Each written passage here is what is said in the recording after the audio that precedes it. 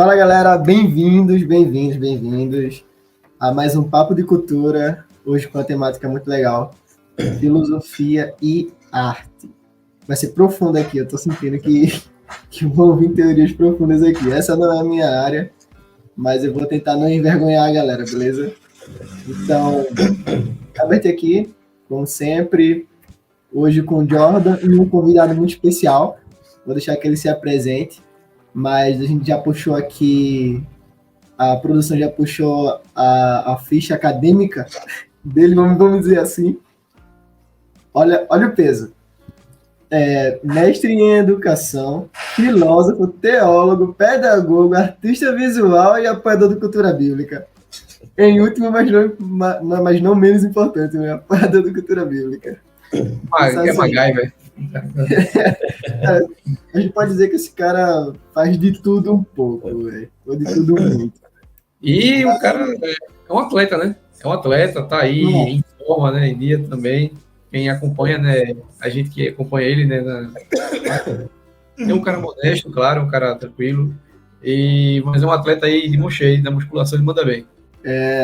Mas vamos deixar ele se apresentar, né? Afrânio, pode ficar à vontade aí. Ok, vamos lá. Boa noite aí a todo o pessoal. Antes de mais nada, eu peço desculpas que eu tô sarando de uma gripe. Eu peguei meio forte e achei que estaria melhor hoje, mas tô com uma tocinha chata pra caramba. Já tô até espirrando esse negócio aqui na garganta, não ajuda muito não. Mas eu me chamo Afrânio, a minha atuação profissional é professor de filosofia, mas eu sou formado, como vocês, né, já anunciaram, em pedagogia, em artes visuais, teologia. Tenho mestrado em educação e também tenho algumas sou pós-graduado em História das Religiões, em Psicopedagogia e Psicologia e Psicanálise. E ano que vem, eu estou na dúvida se eu faço Ciências Sociais ou História. Estou na dúvida entre as duas aí. Sou escritor, tenho alguns livros publicados, os primeiros livros são acadêmicos, né? Mas o último que eu publiquei foi um livro pessoal mesmo, né? Um desejo pessoal, de juntar duas coisas que eu gosto muito, que é filosofia e literatura de fantasia. E aí eu lancei o livro A Filosofia em Conan o Bárbaro, tratando com a temática de embate de civilização e barbárie, né? O que é ser bárbaro e o que é ser civilizado. E, cara, foi assim um livro que eu fiz meio sem muitas expectativas, mas já está na sua... Não é bem segunda edição, porque é uma segunda editora, né? Mas uma edição diferenciada, né? Uma segunda edição de uma outra editora, que é a Red Dragon, né? Relançou esse livro, onde eu tive a oportunidade de fazer aí alguns acréscimos, né? E algumas também correções. E ficou uma edição bem bacana, né? E aí o Magno quer traduzir para o inglês, já começou a fazer um trabalho já de tradução para o inglês. Ele quer, assim, lá para o ano que vem, já começar a lançar também em inglês. Sou pastor há 20 e alguns anos, não lembro agora.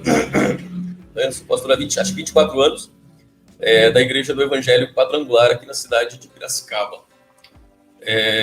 Estou na terceira igreja, é a terceira igreja que estou pastoreando. No momento, tá passando moto aqui, né? Bem pertinho, tô bem perto da rua. Então é isso, acho que basicamente essa é a minha apresentação aí. Cara, que peso, hein? Meu Deus. Eu vou ficar quietinho aqui, eu vou ficar mais quietinho nessa. Vou deixar os profissionais falarem aqui, eu não falar nenhuma bobagem. Mas simbora. Hoje a gente separou dois tópicos assim muito legal, que acho que a gente vai conseguir destrinchar muitas coisas dele. Mas eu vou estar colocando aqui na tela para vocês. Deixa disso, né? Todo mundo me conhece, Jordan, né? Eu já trouxe minha caneta hoje para eu assistir essa aula, né? Então, trouxe meu papel também aqui, ó, para estar anotando algumas coisas que, com certeza, o Afrânio vai estar somando aí para a gente. Então, o Elbert já colocou aí, né? A pergunta que é uma pergunta enorme, né? E eu acho que é isso aí, né? O que é estética, né? Ou filosofia da arte, né? Que, no caso, essas duas coisas meio que... O pessoal vê essa pergunta assim, pensa que é uma pergunta bem genericona, né? Mas isso é tão abrangente, né, Frânio? O que é que tu pode dar uma pincelada pra gente aí sobre? Na verdade, assim, a filosofia da arte, ela é mais abrangente, estética é mais específica. Né? Filosofia da arte é uma reflexão sobre a arte em si, principalmente sobre a questão da estética. A estética é uma disciplina da filosofia da arte e da beleza. Né? Então, o que é belo? Sobre a questão do julgamento, né, do juízo, de onde vem o julgamento, né, de beleza, de feiura, do que é belo, do que é feio. Né? A estética, ela pode abranger não somente a questão artística em si, né, aquilo que a gente entende como arte, mas isso também é a própria estética da vida, estética da religião, por exemplo, que você tem algumas religiões, o cristianismo também tem, mas principalmente algumas crenças de cunho de raiz africana, por exemplo, tem toda uma questão estética, performática, né? Tem toda uma questão meio teatral dentro dela, que pode também ser uma temática abordada pela questão tanto da filosofia da arte, quanto da questão da estética, né, em si. Então, a filosofia da arte ela é mais abrangente, claro, né? Você pode estudar dentro da filosofia da arte a pintura, a escultura, tudo aquilo que faz parte das artes visuais em si, né? Aquilo que o homem constrói, aquilo que o homem fabrica, aquilo que é produto da sua mão, da sua inteligência, né? Pode ser a fotografia, pode ser o cinema, pode ser o teatro, pode ser a dança, pode ser a pintura, a escultura, mas, como eu disse, também pode ser manifestações culturais ou religiosas. Né? Todas elas estão abarcadas dentro da filosofia da arte. Né? E a estética é um dado, é um elemento dentro da filosofia da arte, que pode ser tanto estudada dentro da própria filosofia da arte, quanto uma disciplina mais específica, né? Uma abordagem um pouco mais específica também. Então, a estética está dentro da filosofia da arte, que é algo maior, digamos assim. Ela é mais específica, né? A filosofia da arte ela é muito mais abrangente, ela abarca muitas coisas. Né? Já quando se trata da estética, é um pouquinho mais específico a questão da estética em si. Porque aí você não vai... Se alguém falar que você é feio ou alguma coisa, aí a gente já pode voltar todo para esse teor filosófico da coisa, né? Vamos refletir sobre o que é em si a beleza, né? Aí já consegue sair do argumento, né? Contrapor o argumento. Até porque critérios de beleza mudam muito, né? Variam muito. Com tempo e com espaço. Que em algum país pode ser bonito, né? Em algum país aí... É muito relativo, né? Existem algumas questões que são muito relativas, né? Quando se trata da beleza do corpo, desde os gregos até a modernidade, houveram muitas manifestações do artístico, né? Até muitas vezes a proibição do corpo, né? Da exposição do corpo, principalmente no período da Idade Média, que via o corpo como instrumento de luxúria, né? Instrumento de lascívia. Então você tinha que esconder o seu corpo, você não mostrava o seu corpo. Já na época dos gregos, né, havia a Olimpíada, se praticava nu. Nu, praticamente. Né, as pessoas, né, para mostrar o próprio corpo, né, a fisiologia, a fisionomia do corpo era muito bem vista, né, até porque refletia a beleza dos deuses. O corpo que usavam isso nas artes, né, também. Mesma coisa, o próprio desenvolvimento, né, da arte, daquela arte mais chapada, né, se pegar, por exemplo, a arte sacra, né, eu acho que a arte sacra, ela dá para você fazer um estudo mais aprofundado, né, das mudanças artísticas no correr dos tempos, porque você começa com aquela arte chapada, né, em 2D, sem profundidade, e aos poucos, né, começa a ter a questão do ponto de fuga, né, e a questão da profundidade, e aí começa a se fazer pintura de monumentos arquitetônicos, né, com aqueles pontos de fuga bem longe, né, onde parece que você não consegue ver o fundo, né, de uma uma entrada de uma construção ou coisa do tipo. Realmente, quem teve a oportunidade de ver isso de perto foi o Diogo, né? Que por conta do horário, ele tá em Portugal, né, Jordan? Agora. E aí, ele não, pelo horário, ele não consegue participar dos papos, né? A gente vai dar um jeito de colocar ele nessa de algum jeito. Mas uma vez ele tava falando com a gente que ele teve a oportunidade de viajar pela Europa, alguns países, e estava falando sobre a visita que ele fez a uma igreja, eu não lembro o nome, mas estava falando sobre a arte da igreja, toda a questão da estrutura mesmo, estrutura física da igreja, aqueles monumentos, as coisas, e essas artes sacras, vamos dizer assim, mesmo. Eu acredito que seja, né? Eu acho que não tem essa... Provavelmente foi refeita, eu acho. Eu acho que foi refeita. Né? Dependendo da proporção, refeita, né? Mas ele tava falando que era algo surreal. A gente vê imagens, né? Mas presencialmente deve ser sensacional, velho. E assustador um pouquinho. Justamente, você tocou num ponto bem interessante, porque a estrutura da igreja é para você se sentir pequeno. Você se sentir pequeno e também se sentir diminuído, né? Diante da grandiosidade, né? Da opulência do espaço, ele é feito justamente para isso, né? Para você se sentir quase que nada. E realmente, né? São estruturas gigantescas, velho. E arte, e acabamento de tudo em ouro, é tudo muito grandioso, né? E fora também as imagens, né, que eram encomendadas, né, para serem pintadas dentro das igrejas, né, como talvez a mais famosa é a Capela Sistina, né, de Michelangelo, né, onde ele retrata os corpos, né, todos musculosos. Para a época era algo é como você vê hoje, por exemplo, os desenhos da Image Comics dos anos 90.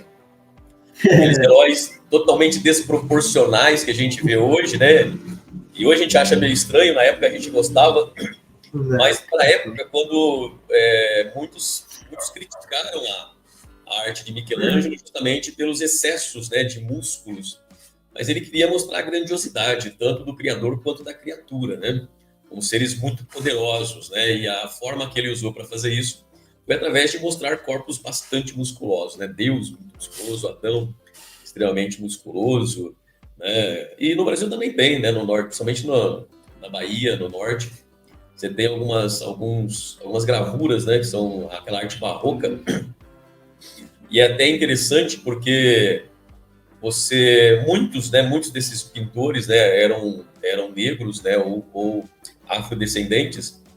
E eles pintavam anjos, né? Não somente anjos brancos, mas anjos morenos, anjos negros, né? O que também para a época era assim algo realmente muito diferente. Né? E eles tiveram essa oportunidade, então, de fazer a sua arte, expressar, né, a arte sacra, ainda que encomendada, né, pelos senhores, pelos padres, pela igreja. Eles davam seus toques ali, demonstrando a miscigenação, né, do negro, do pardo, né, não somente da figura do branco. Né, são bem interessantes também. É isso.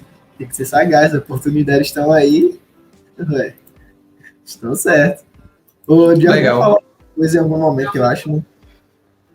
Não, tipo... quer dizer, ia falar, né, fazer um comentário justamente sobre essa questão do que o Alfredo falou, né, tipo, ele falou bastante coisa aí, né, referente à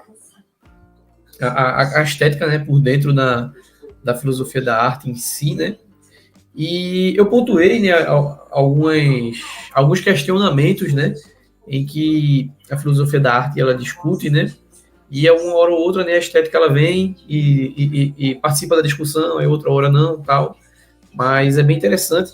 E aí, finalizando só um pouquinho esse raciocínio sobre a estética, eu lembro de uma aula, né, que eu estava participando, e a aula justamente era a estética, né, na área cinematográfica, e ele falava muito importante, o quanto ela é importante para a gente entender alguns fenômenos, né, seja ela como discurso, seja ela como representação da realidade, né, de uma certa forma. E ela pode fazer isso da maneira ficcional, utilizando elementos que a gente conhece, né, expondo valores, ou ela pode justamente tentar reproduzir a própria realidade, né, de acordo com ele usa, né, a linguagem chamada mise-en-scène, né, que é a representação. E aí a televisão aqui também é alta. Mas tá pegando aí? Vocês estão escutando? Sim. Pô, baixa um pouquinho aí. Isso foi um grito de gol? Foi o que é isso? Foi um personagem aqui gritando. Aí o que acontece? O que acontece? A gente tem essa estética ajudando a gente, né? Essa percepção. É uma discussão bem legal, porque meio que ela é cíclica, né? Uma hora ela ajuda a gente num ponto, e outra hora a gente não. Essa questão é um pouco mais relativa, né? Essa questão quanto a questão da beleza, né? Essa representação é mais próximo do real ou não. Enfim, aí ela não. Acho que às vezes não finda, né? E é uma discussão que, quando você pega ela mesmo, ela produz resultados, né? Traz conhecimento para a gente absurdo, né? Aí os pontos que eu trouxe, né, em relação à filosofia da arte, a gente não precisa se deter, né, a todos eles, até porque algumas coisas já foram mencionadas aqui, mas acho que tem uns questionamentos interessantes, principalmente para quem está tendo o primeiro contato, né, com essa discussão aqui na live. Então, uma das primeiras coisas, né, eu gostaria de pedir, né, ajuda ao Afrânio, a gente vai tentar fazer isso aqui de um guia, né, porque a gente tem muitos artistas que seguem a gente, né, a maioria das pessoas que seguem a gente são artistas, e acho interessante, né, essas discussões para eles, né, inclusive eles quanto produtores, né, a gente vai chegar a isso depois no segundo tópico, mas a gente traz essas discussões para a pauta, não só pela questão do que é importante, né, ressaltar esses pontos, como também ele, como cristão, ele enxergar esses pontos e como é que trazer isso para o cotidiano, né, esses pensamentos, né, que eles são muito importantes. Aí um deles, né, foi essa questão da especulação sobre o belo, que eu acho que foi o que a gente falou, né, o Albert brincou também, né, sobre essa questão da beleza e tal. O juízo estético, né, como sendo subjetivo ou objetivo, né, que também já está dentro disso aí que vocês falaram. O que é belo também, isso aí vocês também já falaram. E aí acho que tem uma coisa bem interessante, que é que eu acho que a gente poderia falar, foi essa questão do nível, né, da arte, ela ser superior ou inferior à natureza, né, e também, né, tá dentro dessas discussões. E a gente poder falar um pouquinho, né, quais os principais nomes, né, dessas discussões, né, sobre o que é a filosofia da arte. Né? Acho que os principais nomes, porque isso já vai servir de guia para quem for buscar, né? Poxa, esses nomes são interessantes, eu vou tentar ver o que eles estão falando sobre para poder abordar. Acho que o senhor pode dar um norte aí para a gente nessas duas questões. Você se entendeu bem, né? Tá. Não, acredito que sim. É claro que quando a gente fala em filosofia da arte, filosofia, né, e a estética, nós estamos falando dentro de uma análise racional em cima da beleza, seja ela da natureza ou seja ela de manifestações artísticas. E cada época estabelece determinados critérios de beleza que são diferentes. Então, para um tempo, você tem alguns parâmetros, né, do significado da beleza, como, por exemplo, quando surge a fotografia, o realismo ele passa a ser visto, ele perde um pouco o sentido. Né? A arte realista, no período da fotografia, ela perde um pouquinho a sua beleza, vamos dizer assim. Por quê? Porque a fotografia passa a retratar a natureza tal qual ela é, pelo menos enquanto tese. Né? E a arte realista, ela justamente fazia isso, fazia esse papel, fazia um retrato da realidade. Daí você vê muitos pintores, na época, mudando para o cubismo, né, para o expressionismo, para outras expressões artísticas, saindo do realismo, por causa da questão da fotografia. Então você veja que a própria tecnologia, o desenvolvimento da tecnologia, você muda os critérios também, né, do que é belo e do que não é. Dentro do campo da filosofia da arte e da estética, eu acredito que um dos nomes mais conhecidos, mais citados, mais falados no campo da filosofia é a Santaella. A Santaella é um dos nomes onde qualquer professor que vai tratar sobre o assunto da filosofia da arte, e principalmente da questão da estética, que seria uma questão mais afunilada, geralmente cita uma Santaella, não lembro o primeiro nome dela, né? Mas o sobrenome é Santaella com 2 L's. Então, ela se debruçou muito sobre essa questão do estudo da beleza, da racionalização da beleza, e buscar uma definição um pouco mais ampla, um pouco mais elaborada acerca do que é belo, né? Mas é claro que quando você conceitua, né, a beleza, você tem que levar em consideração que essa definição ela pode mudar de objeto para objeto, dependendo do tempo, dependendo da época, tá? Então você vê que algumas artes elas vão sendo não superadas, né? Porque geralmente sempre muitas coisas antigas voltam, né? Voltam a cena, à tona, né? Assim como a filosofia, né? A gente pode falar sobre Platão hoje tranquilamente e discutir a realidade, né? A partir de Platão. Estamos falando de um camarada que viveu 2.400 anos atrás, mas falar do seu pensamento para os dias de hoje como se fosse uma coisa contemporânea, né? Tanto que o filme Matrix é totalmente baseado no mito da caverna do Platão, né? Das duas realidades, né? Das sombras das opiniões e das crenças pessoais, crença não no sentido religioso, né? Naquilo que as pessoas acreditam, né? No senso comum, sem uma análise crítica, e o conhecimento da verdade, que é você sair da caverna e lidar com a realidade, com a dura realidade, né? Que aí tem todo o processo dolorido de maturação, de crescimento, de desenvolvimento, de conhecimento, né? E isso também serve para a arte, serve para a estética, né? De poder entender quais são os critérios, né? Hoje a gente vive talvez numa época muito boa,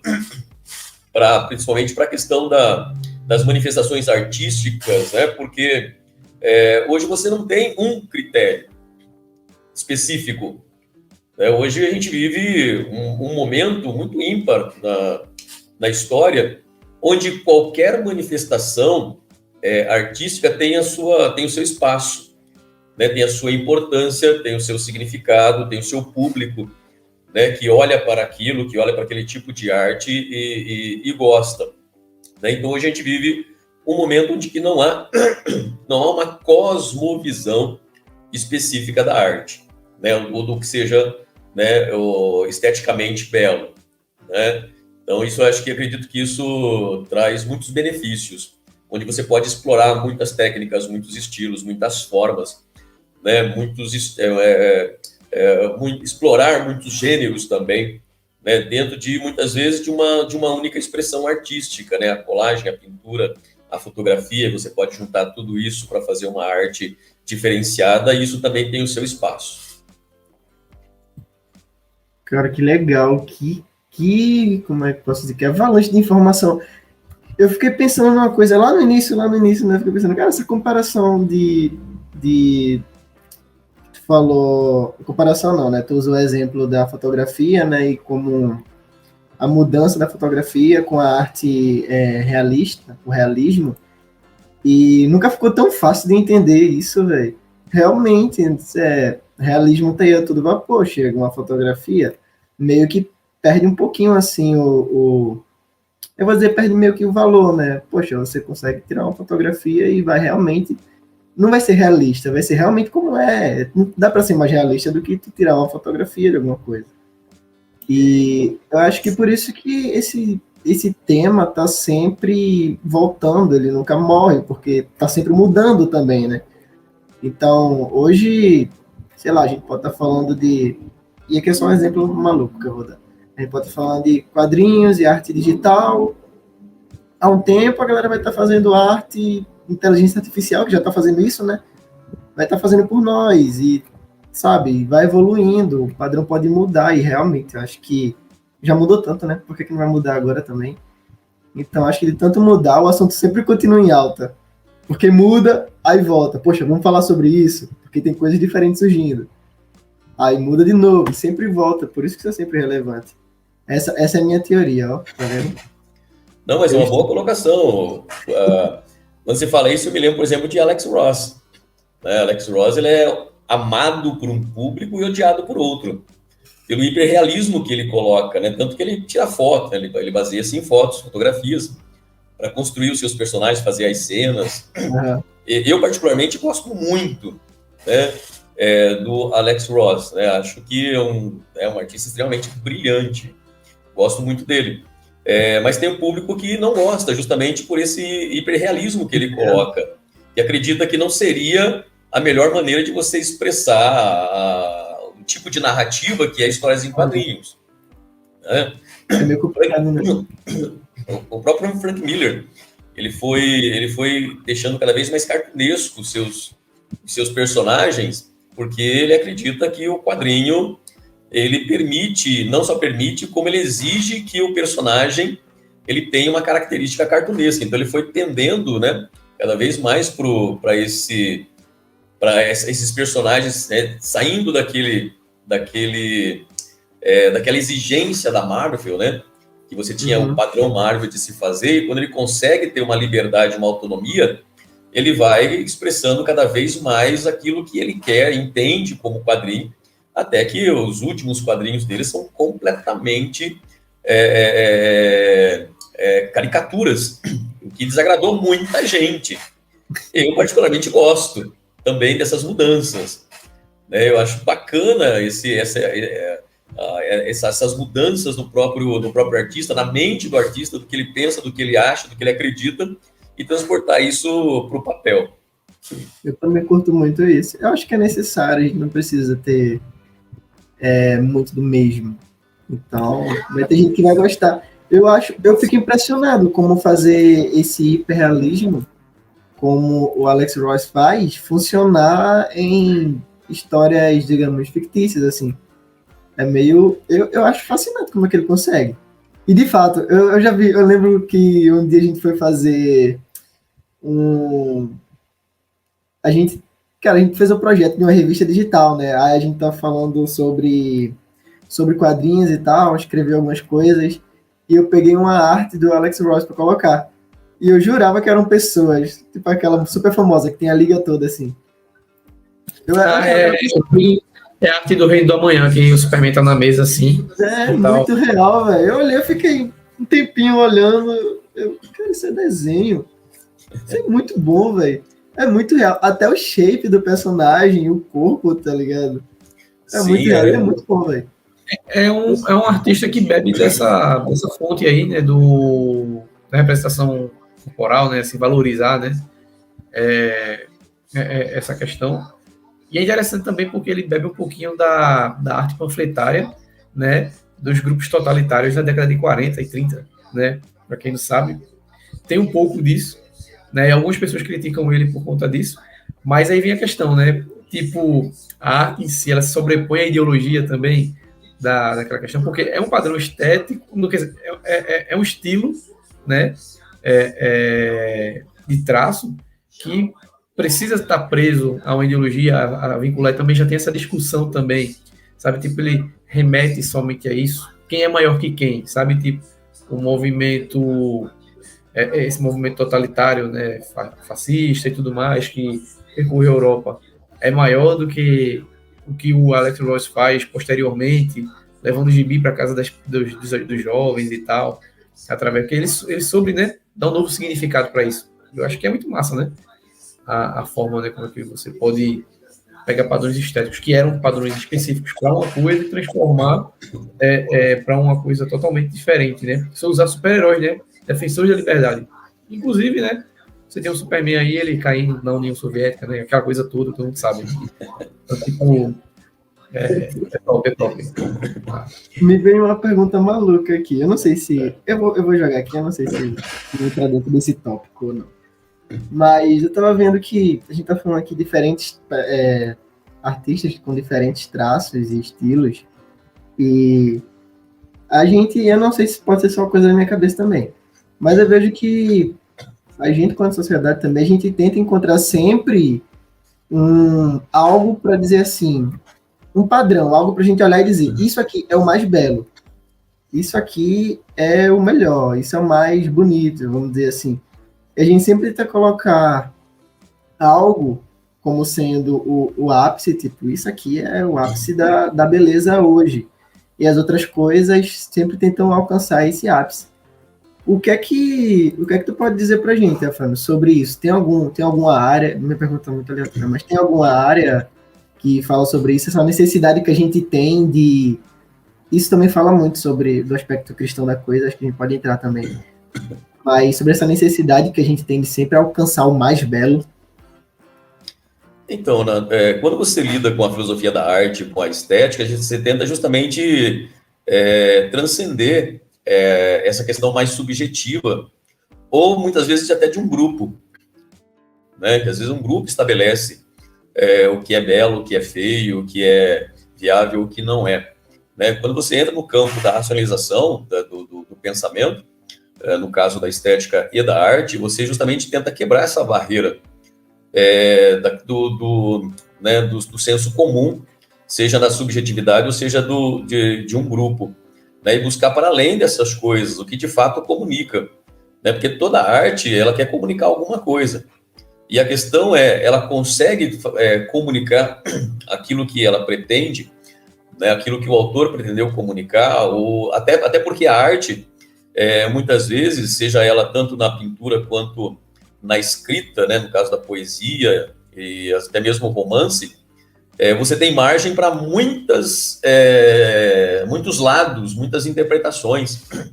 Né? O que é interessante da arte é justamente isso, que você consegue olhar para um objeto, né, artístico, e três pessoas verem três coisas diferentes, né? Ou ter três interpretações diferentes, algumas positivas e algumas negativas, a partir dos valores e da bagagem cultural, do capital cultural que ela tem sobre aquela área, né, sobre aquele assunto, no caso.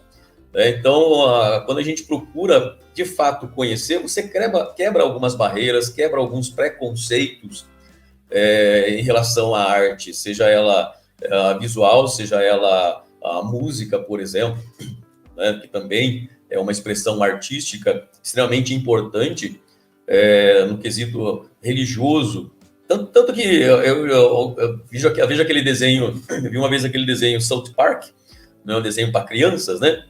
Mas é bem interessante algumas críticas que eles fazem, e uma delas, os jovenzinhos lá, os 4 amigos, eles vão para uma realidade onde não teve religião. O cristianismo não existia religião nenhuma, né? Só havia o ateísmo. E aí eles entram no museu e não tem nada dentro do museu, né? Tem somente uns recortes pendurados na parede, porque não tem arte, né? Porque quem vai impulsionar a arte é a religião, independente, e qualquer religião, né? Todas as religiões têm suas expressões artísticas, né? Das suas divindades, das suas danças, das suas músicas, tanto que a música, né, o rock, o blues, mesmo o samba, vem da música gospel, né, dos movimentos dos negros espirituais dos Estados Unidos. Né, começa ali, começa com a música sacra, começa com a música religiosa, começa com a música com a finalidade de adoração, né, e vai se secularizando e tomando outras formas. Então isso é importante a gente conhecer a origem das expressões artísticas para a gente não incorrer em pré-julgamentos, né, de fazer pré-julgamentos a partir de uma concepção muito subjetiva e muito pessoal. Isso é muito bom, realmente acontece. A gente teve a experiência de uma vez em um evento cristão para jovens e tal. Foi uma banda e ela tocou um determinado gênero. Eu não sei nem que gênero que era. Tu sabe, Jordan, que estilo musical? Tinha uma mescla lá de... Essa assim, era uma parada bem nordestina, bem daqui. Roda de coco, uma roda de coco. Um pouquinho de frevo. Tipo, eu não sou muito da área musical, né? Não entendo alguns... É verdade. Eu li sobre isso aí um pouquinho, aí tem esses gêneros lá inseridos, então, né?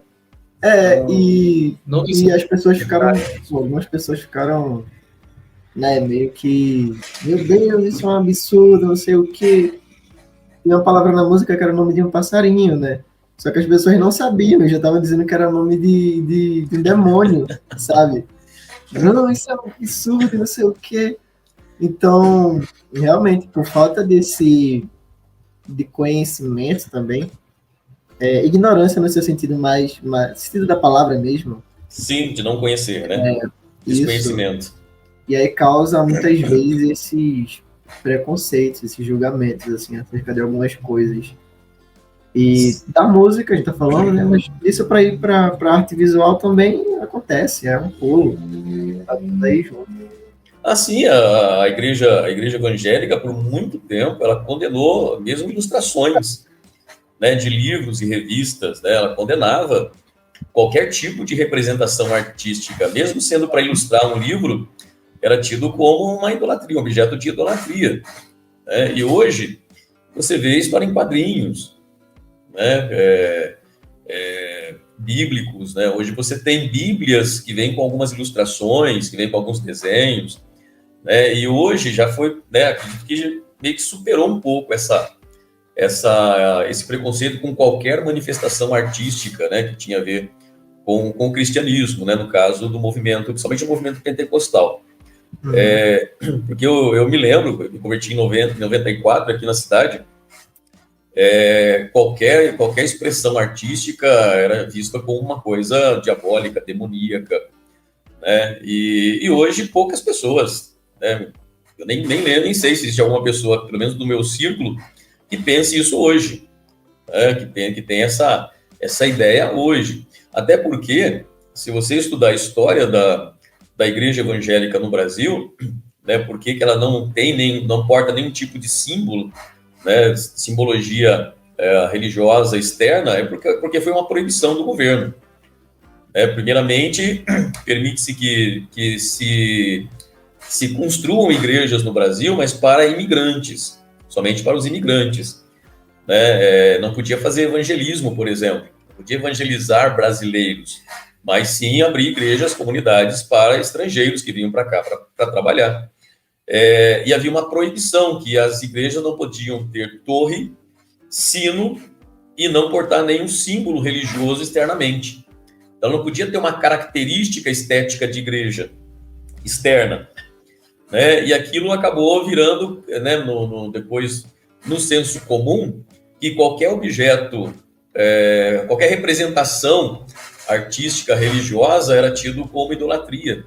Então você não podia ter uma cruz, o símbolo de uma cruz, né, ou uma pomba, ou alguma coisa que representasse um peixe, né? Tudo isso era muito mal visto, né? Mas eu acredito que se quebrou muito, pelo menos na minha realidade. Graças a Deus. Imagina isso hoje. Eu notei uma coisa interessante aqui, quando eu estava lendo o livro do Huckmacher, né, que fala, né, que a arte não precisa de justificativa. Aí ele cita, né, alguns desses caras aí, né, que falavam um pouquinho sobre a estética, né, essa questão. E o que você está falando, né, dos movimentos, né, que eles surgem, né, para explicar algumas coisas, para dar uma visualização mais acessível, que foi até que Elbert mencionou também. Aí eu vi que Kant, né, e Hegel, eles falam uma coisa bem interessante, né, que é como se a arte ela fosse uma solução final, né, para simplificar, né, esses padrões filosóficos, né, essas discussões todas que se tem acerca do belo e tudo mais, né, visando formar um padrão, né, integrado da realidade, né, tipo, ele pega o que é mais abstrato, né, da discussão e tal, e ele torna mais acessível, né, ele aproxima, né, às vezes aquilo destoa um pouco, né, do que a gente espera ser realidade, mas com a forma de executar, ou a forma como ele está representado, traz as sensações para a gente, né? Porque também a realidade ela também não só está atrelada à questão do que é visual, do que é possível tocar também, mas do que a gente pode sentir também. Então, é como se ela fosse essa solução, né? Tipo, ela facilita, é uma facilitadora, né? Para entender algumas coisas, né? Aí quando a gente vê o artista fazendo suas esculturas, quando a gente vê ele auxiliando, né? Um próprio arquiteto, humanista, ou qualquer coisa com indicações mais didáticas, né? Representações mais didáticas, né? De uma cidade, do que você fazer uma maquete propriamente dita, por exemplo, né? Ele está sendo um facilitador, né? Daquela realidade. A gente sabe que o desenho do artista não vai ser, talvez, o mesmo desenho do aquele arquiteto, né? Que vai ser realmente por escala, né? Ele vai ver um padrão matemático para aquilo e tal. Mas o artista ele vai conseguir representar com uma simplicidade muito maior, né? Cada um, claro, respeitando a sua função. Então, ela vem, né, trazendo essa... Aí, tipo, já entra naquela questão, né? Realmente, então, ele representa a realidade, mas de uma forma mais sutil, né? Digamos assim. Porque aí a gente tem que entrar num outro debate sobre o que é real, né? Sobre o que é realidade. O que você pergunta, Anil, né? O que é real? A informação escura no meu ouvido agora. Porque muitos filósofos, né, pensaram a questão da realidade de uma forma diferente, né? A realidade é aquilo que, né, aquilo que eu penso do real é que é a realidade, né? O pensamento é que é real de fato, vão dizer alguns pensadores mais antigos, né? Então a realidade nada mais é do que a correspondência do que eu penso sobre o real e não aquilo que é real de fato, né? Daí a ideia dos idealistas, né? A razão dá conta de descrever a realidade. Depois você tem aqueles que vão inverter o processo, que a realidade está fora, né? Então a realidade é o discurso correto, né, do real, né? Então eu tento achar conceitos que possam descrever a realidade de uma forma exata, entre outros tantos, né? E assim também vai ser na arte, né? Para Platão, né, a arte é uma cópia da cópia. Portanto, ela não tem uma utilidade nenhuma, né? Mais ou menos aquela arte, não vou lembrar agora o autor lá, né? Ele desenha um cachimbo num quadro e escreve, né? Isso não é um cachimbo. Porque, de fato, não é um cachimbo, né? É a representação, é uma pintura, né, de um cachimbo, né? Então, para Platão, a arte em si, ela não tem um significado profundo, porque é uma cópia de uma cópia, apenas. Né? Mas você vai ter, por exemplo, depois Schopenhauer e Nietzsche, que já vão ver a arte como uma sublimação do espírito, tendo em vista que são dois pensadores existencialistas, né? Ou seja, a vida começa no nascimento e termina na morte, não há um antes e não há um depois, daí a ideia, né, de existencialismo, né?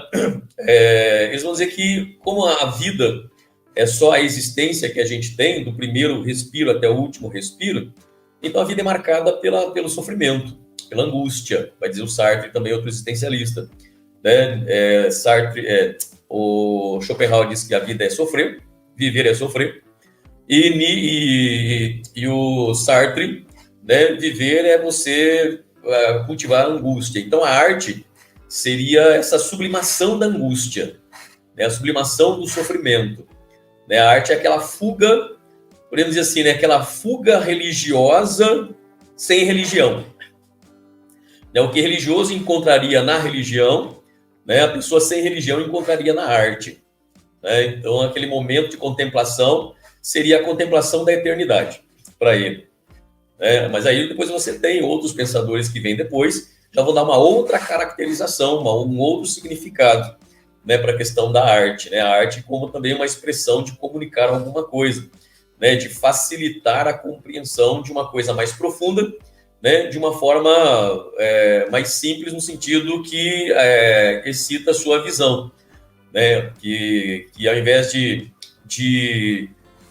você ter que utilizar de todos os sentidos, você simplesmente vê aquilo e você pensa sobre aquilo e aquilo vai te dar a resposta ou vai te ensinar aquilo que a arte em si foi feita para fazer, para comunicar. Legal. Só para falar um pouquinho do que eu estava matutando aqui, né, na cabeça, quando você estava falando, eu lembrei também mais uma vez na questão da leitura, e acho que o que aproxima muito do que você falou nisso aí no final, né, uns que vêm para falar, né, que ela está mais próximo, né, do que a gente fala, vê tudo mais, os outros sentidos por completo, não somente o que a gente está sentindo, né, como a questão do Schopenhauer e do Sartre, né, tem o Descartes, né, ele fala que a arte, ela realmente faz uma boa representação quando ela é entendida, né, quando você pode entender, ela não é tão assim abstrata, ela é realmente uma arte próxima, né, da realidade, né? Tem esse dualismo. Eu sou mais por essa linha, assim, eu gosto mais dessa visão, principalmente quando eu vou aí já pegando pro ponto aí, o segundo ponto, né, que acho que o Elbert vai jogar aí pra gente, dessa questão do papel do artista, né? Aí, como cristão mesmo, eu acho interessante não esse posicionamento militante, sabe, do artista, de chegar e dizer, eu sou cristão, é por isso que eu acredito na arte dessa forma, ou eu enxergo desse jeito. É mais tipo, eu sou cristão e a gente vive num mundo altamente criativo, né? Um mundo que por si só respira criatividade, né? Desde as partes mais microscópicas, né? Microscópicas como o próprio artesanato, né? Que ele era uma coisa muito praticada no dia a dia, né? Na Idade Moderna, né?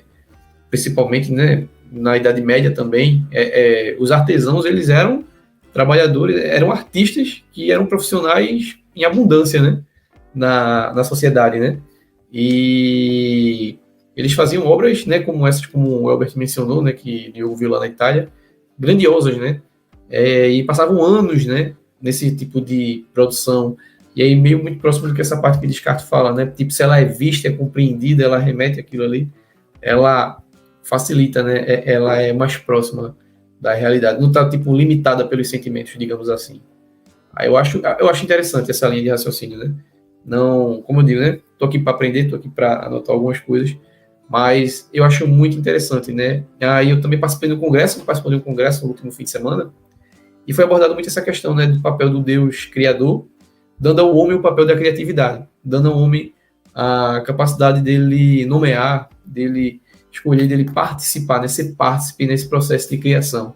Daí a gente ter, né, essa versatilidade no que a gente faz. Aí quando eu penso, aí entrando já no papel do artista, para o senhor também tecer suas opiniões,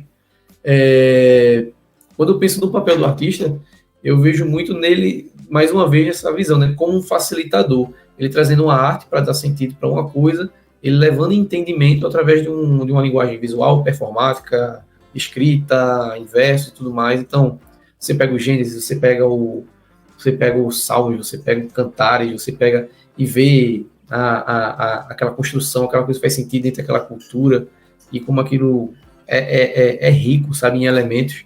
E aquilo é entendível, né, para quem estava lendo, ouvindo, e para a gente também quando a gente pesquisa e estuda. Eu acho isso muito massa, sabe? Quando eu bato o olho na coisa, vejo aquela coisa que parece ser complexa, quando eu leio, vejo, puxa, faz tanto sentido. Vem como um facilitador para mim, eu acho isso muito massa. Primeiro que eu já não gosto do termo militância, né? Acho que a militância, ela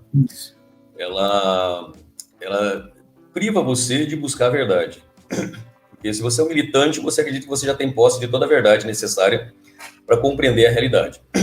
Né? Então, você não tem abertura nenhuma, né? Tanto para crescer quanto para conhecer coisas diferentes. A gente pega o Gênesis, né?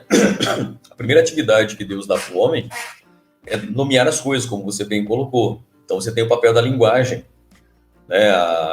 O papel da linguagem, né? De dar nome às coisas, de nomear as coisas, de conceituar as coisas.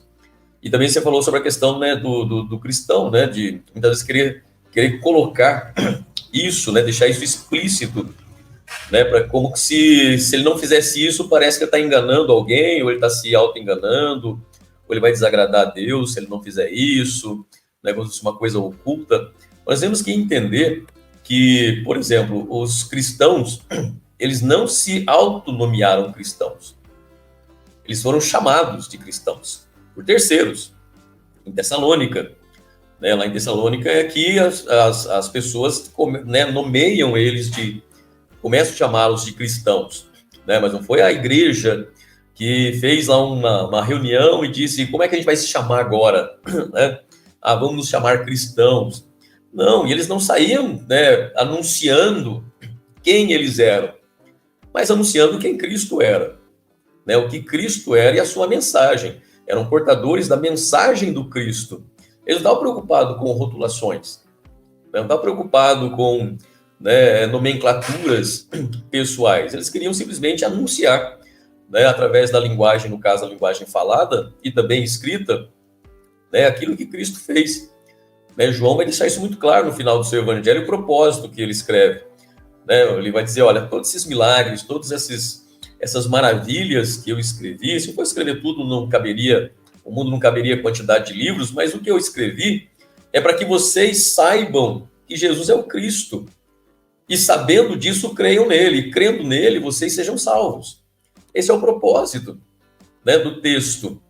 Ele não está escrevendo um texto cristão, ele está escrevendo um texto contendo uma mensagem para todas as pessoas.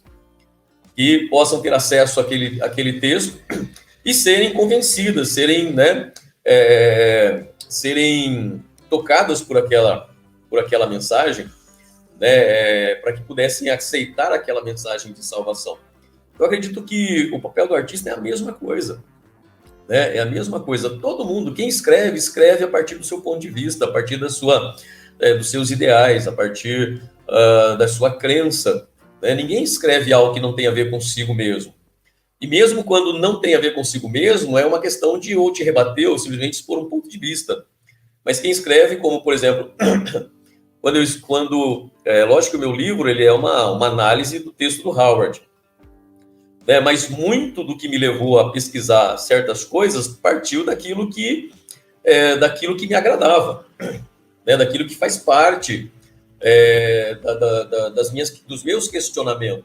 Eu podia abordar muitas outras coisas, mas aquilo que eu propus em abordar foi porque eram coisas que me faziam sentido, eram coisas nas quais eu me satisfiz em poder pesquisar, né? E pensar, levantar certos questionamentos e buscar certas respostas, né? Não consigo todas, é claro, porque a vida é assim. Hoje você alcança uma resposta, né? Hoje você acredita, né, num pensamento, mas depois com novas leituras, com novos conhecimentos, você vai, né, reformulando todo o seu arcabouço de conhecimento, né? Então o artista ele tem que ter essa abertura, tem que saber de fato o que ele pretende, que público ele quer atingir, né? Lógico, posso falar assim, não, eu quero atingir somente um público cristão.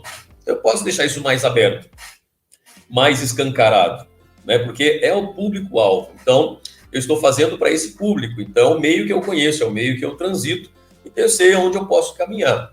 Eu quero atingir, né, não só cristãos, mas eu quero atingir o máximo de pessoas possíveis, dependendo das crenças ou descrenças que tenho.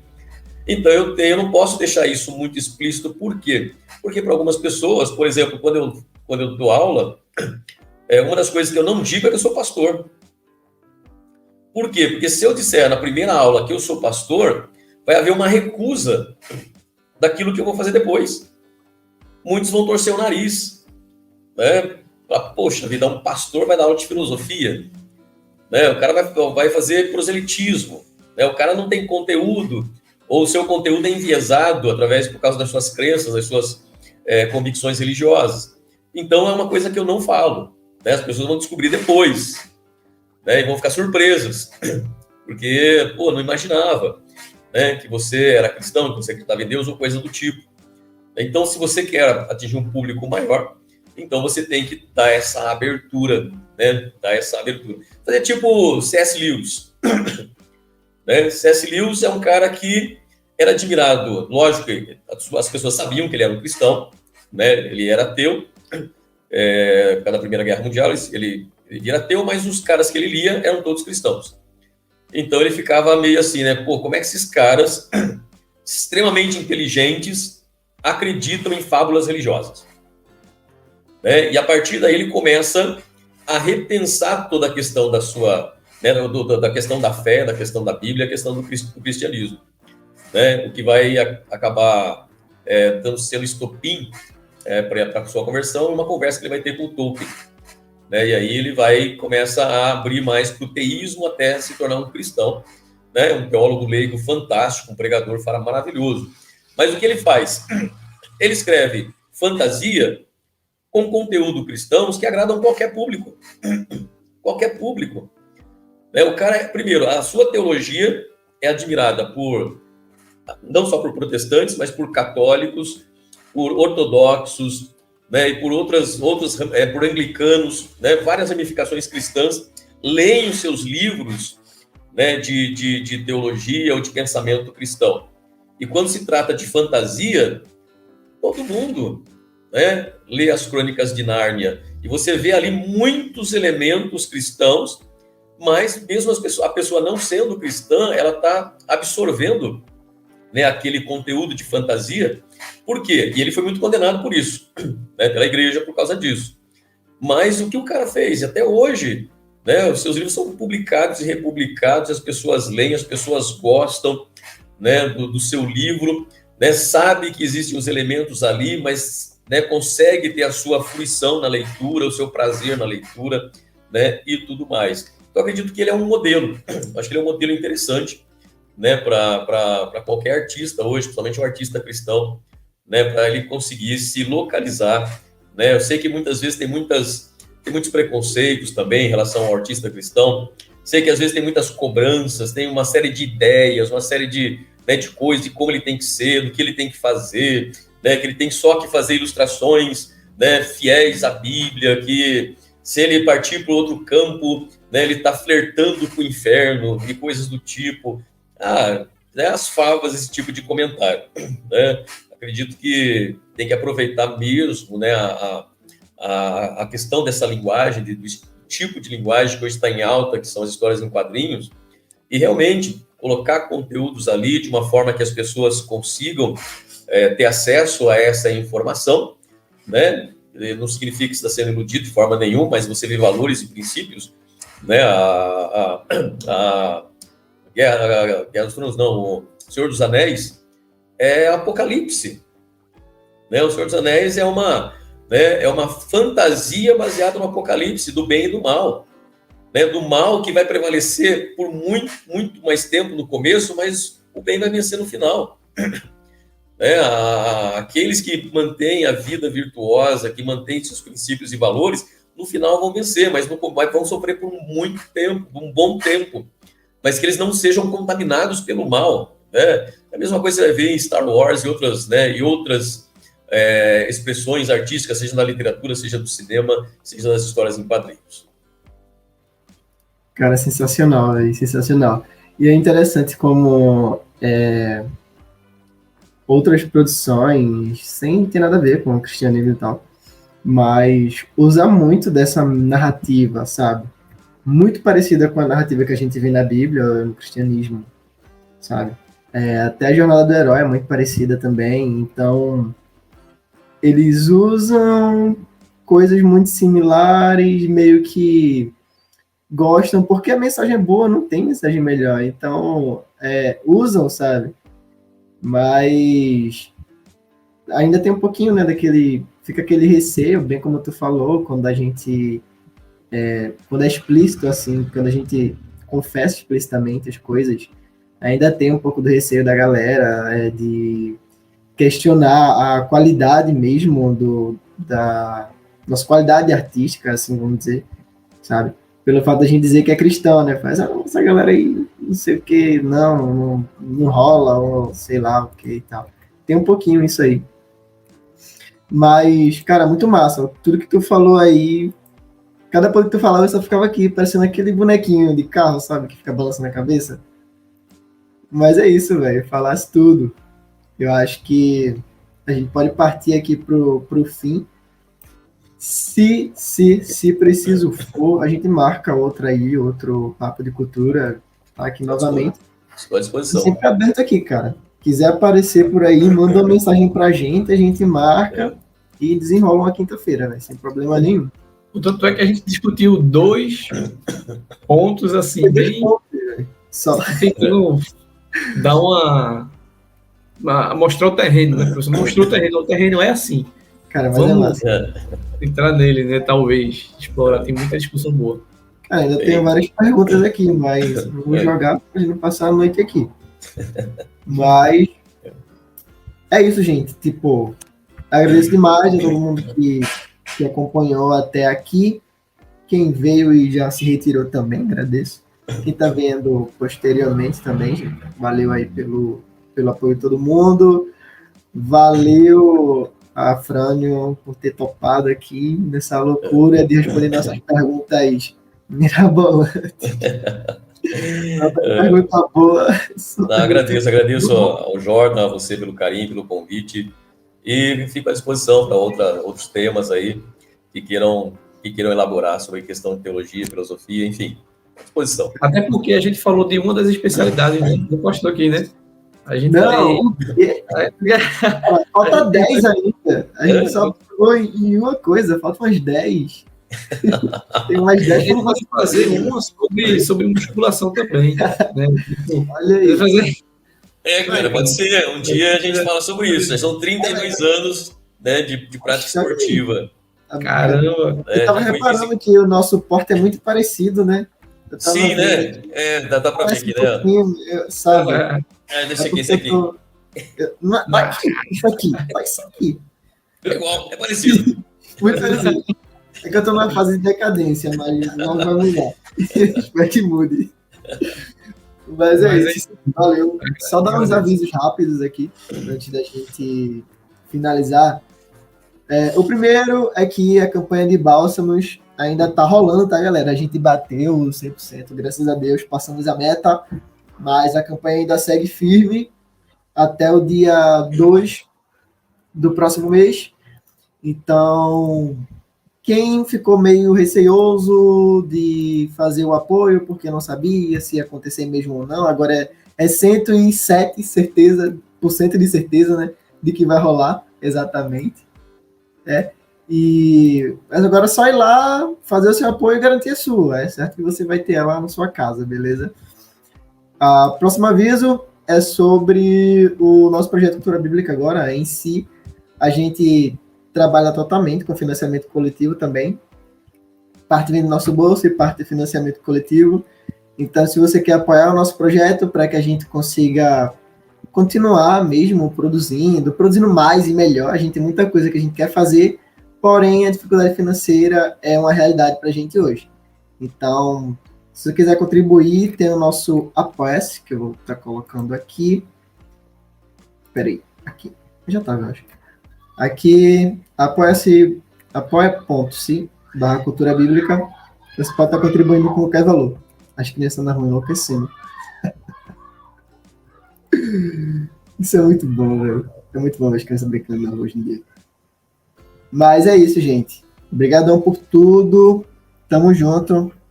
Se vocês tiverem alguma sugestão de tema ou quiserem arrumar alguma outra forma de apoiar a gente sem ser pelo Apoia-se, quem é mais cismado com fazer esse tipo de coisa pela internet, pode mandar mensagem pra gente também nas redes sociais e a gente vai responder. Tranquilo? Valeu. Valeu, pessoal. Valeu, Frânio. Até a próxima. Tchau, gente. Boa noite. Até a próxima. Boa noite. Até o próximo Papo de Cultura, toda quinta-feira, às 8 horas.